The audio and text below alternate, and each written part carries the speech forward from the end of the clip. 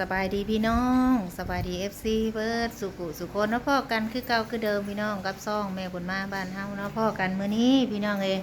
ได้นัดกับทางสร้างเพิ่นเพิ่นมาลงมือติดกะโหลพี่น้องมื้อนี่มาลงมือติดกะโหลหรือว่าติดกระเบื้องนี่แหละพี่น้องนี่เนาะเมื่อวานนี้เฮาไปซื้อมาเบิด10,000 กว่าบาท12,350 บาทพี่น้องมื้อนี้ทางสร้างเพิ่นมาเดี๋ยวสิเข้าไปอัปเดตเบิ่งพี่น้องเนาะว่าเพิ่นมากันจักคนเพิ่นได้เฮ็ดแล้วบ่เนาะเพราะจังได๋เฮาก็หากะมาแต่ขึ้นเฮือนใหม่อุปกรณ์เพิ่นเต็มอยู่พี่น้องเนาะกลับไปเบิ่งนํกันโอ้นี่เด้เพิ่นกำลังจับสบายดีเด้อสร้างเด้อโดยมากันจักคนเนาะ4 คนโอ้มันยังอันนี้เดี๋ยวเชิญจับระดับจ้ะเป็นจับระดับพี่น้องใครอยู่สีแดงกว่ากันสีเขียวก็เฮ็ดโคโรไล่ตานี่ได้เพิ่นจับระดับเนี่ยมากัน4 คนเริ่มมาติดห้องนี้พี่น้องมันกำลังลงมือประมาณจักมือเด้นี่เนาะสิแล้วประมาณ4-5 มื้อเลยเจ้าประมาณ4-5 มื้อเนาะเดี๋ยวสิหาขูดอันนั่นออกก่อนพี่น้องกูอันนั้นขูดออกบ่เบิด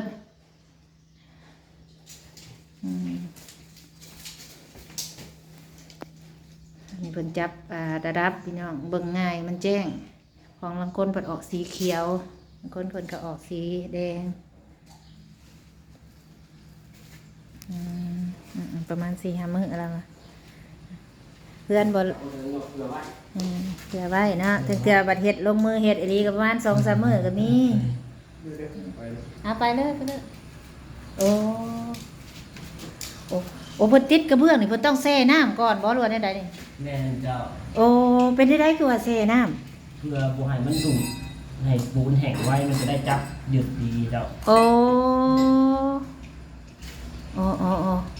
เฮาก็บ่ฮู้เด้พี่น้องเฮาเคยเห็นเพิ่นบ่ได้แช่นะสร้างกับแต่ละคนก็บ่คือกันเนาะ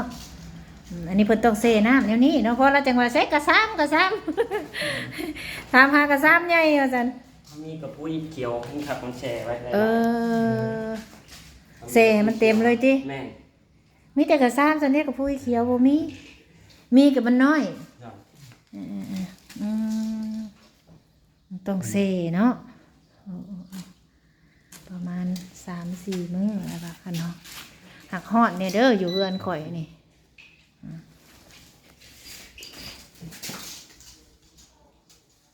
ติดแต่ก่อนก็ติดแล้วพี่น้องเอาถมขึ้นแล้วก็ถมหมดเลยวันนี้บัดนี้เลยเอาสีนี้วันนี้เอาสีขาวแล้วมันเปื้อนพี่น้องก็เลยเอาสีนี้ลูกชายเพิ่นเลือกเพิ่นมักสีนี้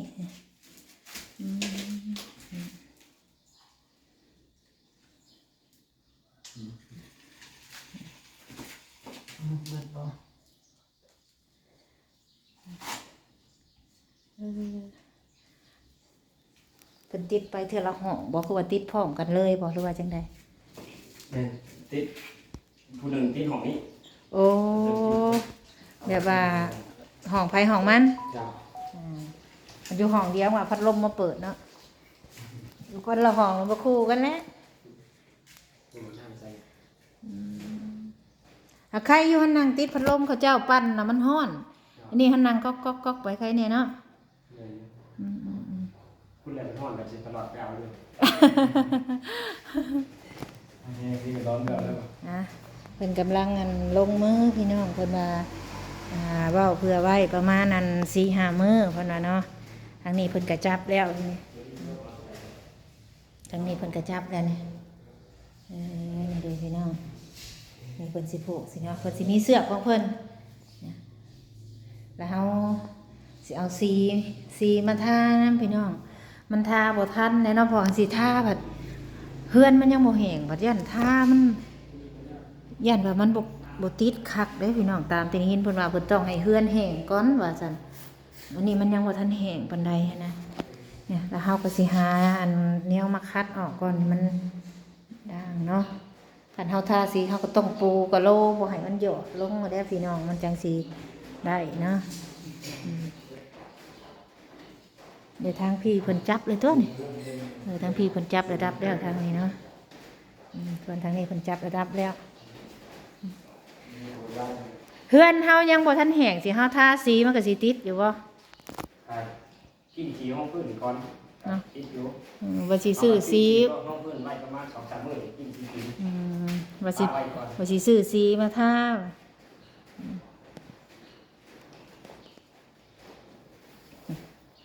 ติดกะโลแก๊ส180,000พี่น้อง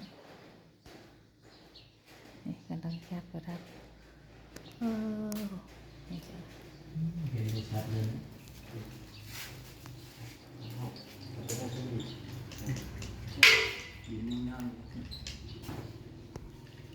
คือมืดคือมัวเลยนี่เด้อพี่น้องเราก็ต้องได้ทาสีได้อพี่น้องบ่ทาก็บ่เป็นตาเบิ่ง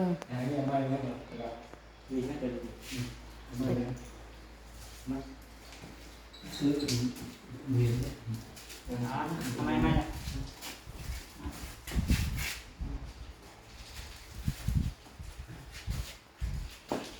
มันจะไกลกักนะ เพื่อนซ้ำเพื่อนข่อยน่ะก็ติดเพดานนี่เท่าใดนี่ติดเฉพาะนี่เฉพาะหลังคาตัวใหม่นี่ พอการนี้ แม่นถามลองเบิ่งกันเพราะว่าตัวนี้มันต่ำ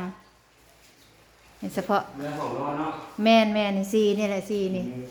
ลองถามเบิ่งนะกะคร่าวๆลองเบิ่ง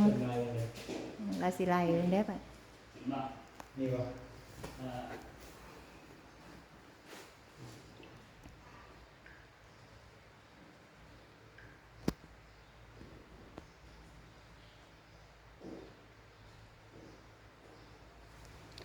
เรากำลังไล่เบิ่งเพราะว่าตัวนี้มันติดเฮือน2สั้นเด้พี่น้องเอ้ยพุ่นน่ะสั้นนี่เด้อลังไล่ฮะแม่น7x7คันออกทางนอกนั้นก็สิประมาณ8ปลายเพราะว่าทางนอกเขาออก80เด้ สปอร์ตนี่นี่ครับ ค่ะพอนี่7x7 ไม่ได้เห็นหลุม ฮะ ไม่ได้เห็นหลุม มันยังก็ ไม่ได้เห็นหลุม บ่แบบธรรมดานี่นะแบบใส่เพดานธรรมดาแบบไม่อัดธรรมดาเฮานี่ตัวแผ่นใหญ่หั้นนะไม่อัดนี่ลองถามเราเบิ่งก่อนว่ามันสิเท่าใดเนาะถามไว้เด้ เรื่องใส่ไฟโชว์อยู่บ่ ไฟแบบไฟก็ประมาณใส่คันว่าคันบ่ใส่เด้คันแบบติดธรรมดาฮะ 20,000 ปลายจะพอเอง 20,000ปลายถ้าได้ปลายมัน 25,000 25,000 ก็ลงไฟฐานหลอดใหญ่2หลอดแล้วก็ใส่หลอดน้อยก็ประมาณ 35,000 36,000ประมาณนี้ โอ้อันนี้คืออัน25,000นี่มีแต่ติดเพดาน แต่ว่าบ่มีดอกไฟ บ่มีดอก โอ้อันเครื่องเจ้าเองเบิดเลยบ่ แม่เรื่อง โอ้ ไฟบ่ได้ แบบติดธรรมดาคันว่าเฮาซื้อดอกไฟใส่เองนี่ก็ได้ แม่ แต่ คิดค่าประมาณ 5,000 ประมาณนี้ คันดอกไฟเขาเองนะ แม่ นะดอกไฟเขาเองก็คือเอาลายแท้ มันใส่หลอดใหญ่อย่างอีก หลายอย่างเอาไงปั๊บยันเจ้าอย่าง สมมติว่าดอกไฟน้อยอันถ้าสมมติห้องเขาใส่อัน4มุมนี่เด้ ทำเป็นหลอดน้อยแล้วลงมาอีกประมาณ 2,000-3,000 ก็ได้แล้วคำหลอดน้อย คันใส่ดอกไฟน้อยตามมุมมันซื้อเขาบ่ใส่ดอกใหญ่นะคันสมมติใส่ดอกใหญ่แต่ทั้งในนี่ตัวนี้สมมติดอกน้อยใส่แต่ห้องนอนสินะ ไล่เป็นจุดเอาประมาณนั้นเพราะว่ามันวันนี้นอนไล่จุดละ200มีแต่ไข่200 ดอกละ200 แม่นเป็นจุดลงจุดใดก็ได้นะ จุดละ200 แม่ โอ้ ไล่เป็นจุดเอา สมมติว่าตัวนี้1ก็200 แม่ ทั้งใน แม่ ดอกน้อย4ดอกก็800แม่ โอ้ ไล่มันนะไล่มันก็ได้ อ๋อ ว่าเจ้าลงปักนั่นเด้ปักนั่นก็ได้กันฮะปักนี่ไล่แยกกันเป็นจุดนะว่าไงใจลงมองใดก็ได้ไม่ได้คิดตามจุด มันเป็นจุดคันสมมติดอกไฟเขาเองเนาะคันสมมติที่เจ้าว่า25,000นี่บ่ได้มีดอกไฟบ่ แม่มันมีดอกไผ่เลย แบบเฮาติดซื่อ แม่ ๆอ๋อ มีแต่ติดแล้วก็ทาสี สีก็โยมเจ้าเปล่า แม่ มัน25,000นะ แม่สีก็อยู่ด้วย อืม คันว่าเอาทั้งสีทั้งดอกไฟครบเบิดแต่ดอกไฟ4ดอกนี่เอาตกอยู่เท่าใดบัดนี้ลองไล่แบบเพิ่มดอกไฟทั้งในนี่นะจะลองไล่เบิ่งคันของเจ้าเบิดนะ หรือว่าเอาเลย30,000ไป 35,000 แม่น โอ้ติดเพดานนี่เฮาติดแต่ทั้งในบ่หรือว่าทั้งนอกนํ ติดแต่ทางในแบบแต่ตาม โอ้ นี้ เฉพาะในเฮือน แม่น บ่ได้เกี่ยวกับที่ว่าเฮาใส่ทั้งนอก มีคิ้วมันยังอีก โอ้ ได้ใส่คิ้ว ทั้งคันว่าเพิ่มทั้งนอกเด้ ถ้าเพิ่มข้างนอกอะไรมันก็ได้ ก็เลยเท่าใดทั้งนอกบัดนี้ 300ถ้าบอกนี่ได้300แพง ก็เลย300สมมุติเฮือนข่อยข้างนี้ก็8เมตรข้างนี้ก็8เมตร83 84 32แม่นบ่เม็ดละ300เท่าใดโตคือเท่าใดบัดนี้ เลยก็8 เมตรหรอ แม่น 8คูณ2เนาะนี่คือ3บ่ 4และ4ด้าน โอ้มุนทนเลยว่ะ เอากะซื้อ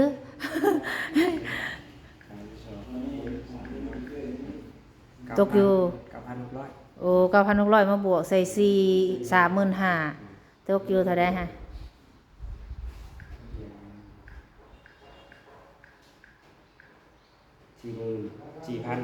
44,000เนาะรวมทั้งเบิดทั้งมวลสีภายในอยู่น้ำเจ้าเบิดเนาะแม่นแต่ว่า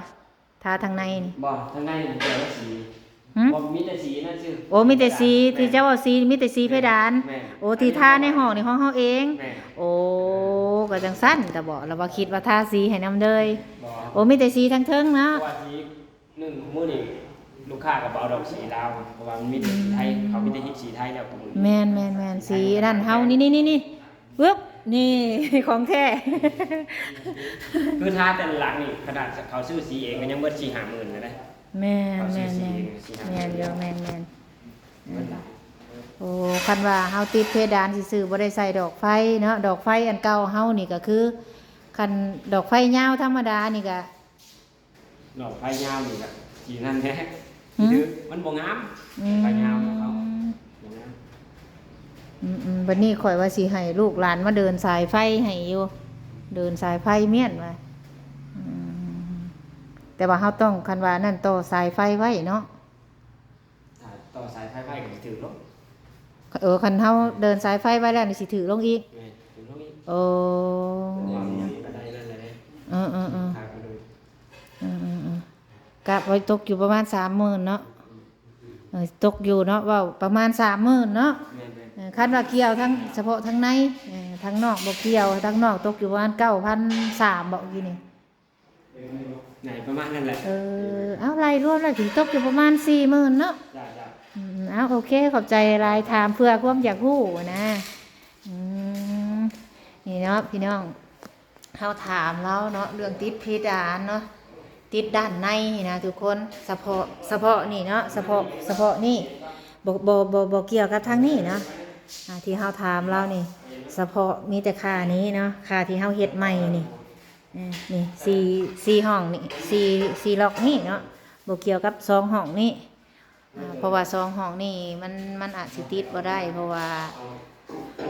เฮายังบ่ได้เนาะนี่ที่เฮาถามนี่คือตัวนี้ล่ะว่าตกอยู่ประมาณ30,000กันรวมทั้งนอกทั้งหยังตกอยู่ประมาณ40,000ล่ะว่า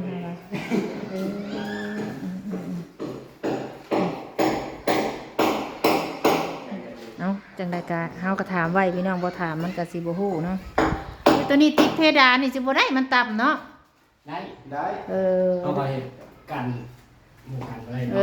เนาะมันติดนี่ เฮาก็เอาเตี้ยลงเนาะ เนี่ยได้อยู่กันวิทย์หัวอยู่ วิทย์อยู่ดอก เอากันห้อนเอามันต่ำ แบบห้องนั่งจีนนี่ได้เนาะ เนี่ยกันห้อน เออ มันต่ำตามห้องธรรมดาเลย อื ห้อน มพอสมมุติเฮาติดตัวนี้ได้2ห้องต่อไปนี่ได้บัดนี้อันนี้ก็สำคัญนี่แหละ2ห้องต่อไปเลยติดแต่ห้องนอนซื่อๆนี่นะ ห้องนอนห้องนี้ห้องนั้น แม่นเฉพาะห้องนอนซื่อ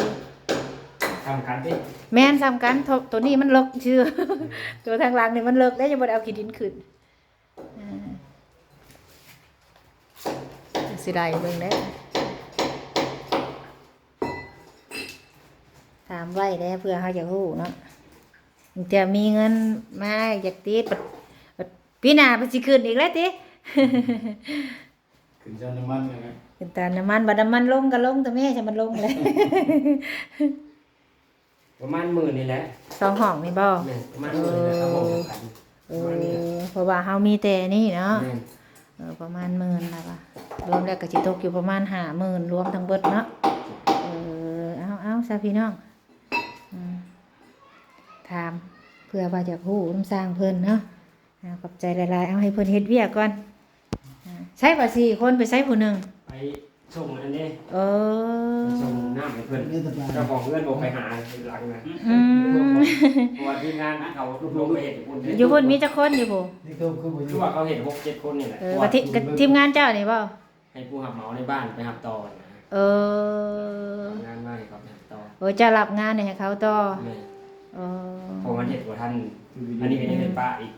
โอ้ยสิมาเฮ็ดต้นมาเฮ็ดข่อยก่อนข่อยบ่มีวันนอนเด้ ผู้ใดนอนเฮือนครัวเฮือนเคลียร์ไว้พุ่นเด้ สิเข้าเดือนเลยเอาให้เพิ่นเฮ็ดก่อนพี่น้องหาน้ำใส่กระติกกระตะไว้ให้เพิ่นกินก่อนบัดนี้พี่น้องเนาะทางเฮาก็ถามเผื่อว่าเฮาอยากรู้พี่น้องเอ้ยแล้วว่าเฉพาะตัวนี้นะรวมติดทั้งแบบทั้งนอกทั้งหยังเบิดเลยแบบอ้อมเฮือนหั้นนะเพิ่นว่าคันเฮาบ่อยากอ้อมก็ติดตัวนี้นะเฉพาะ30,000ล่ะว่าข้างในห้องนี่ก็ตัวพุ่นนี่รวมแล้วสิประมาณ40,000ล่ะ นะคะพี่น้องเอ้ยสำหรับคลิปนี้ก็สิขอจบก่อนพี่น้องเนาะขอบคุณทุกคนที่เข้าเบิ่งเข้าชมตอนนี้ทางสร้างเพิ่นก็มาติดกะโลแล้วพี่น้องเอ้ยรุ่นไปน้ำกันว่าจักมือมันสิแล้วเนาะก่อนอื่นสบุญก็ขอบคุณทางเอื้อยเบอร์สุคนเนาะที่ยืนมือเขาสวยเด้อทางเอื้อยทางอ้ายขอให้เอื้อยอ้ายอยู่ดีมีแห้งสุขภาพเข้มแข็งความเจ็บบ่ให้ได้ความไข้บ่ให้มีคิดสิ่งใดก็ขอให้สมความมุ่งมั่นปรารถนาทุกสิ่งทุกอย่างเหตุเวียกการงานอะไรก็ขอให้ประสบผลสำเร็จเด้อเนาะขอให้บุญคำนำสู้ให้อยู่ดีมีแห้งให้อายุมันยืนเด้อสาธุพ่อกันคลิปหน้าพี่น้องขอบคุณ FC ทุกคนที่เข้ามาติดตามแล้วก็คอยเบิ่งคอยชม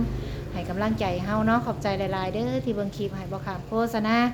ช่วงนี้คลิปเฮากับบ่ค่อยมียอดวิวพี่น้องเบิ่งให้แน่คอมเมนต์ให้กำลังใจนํเนาะเอาไปแล้วพี่น้องสำบายดี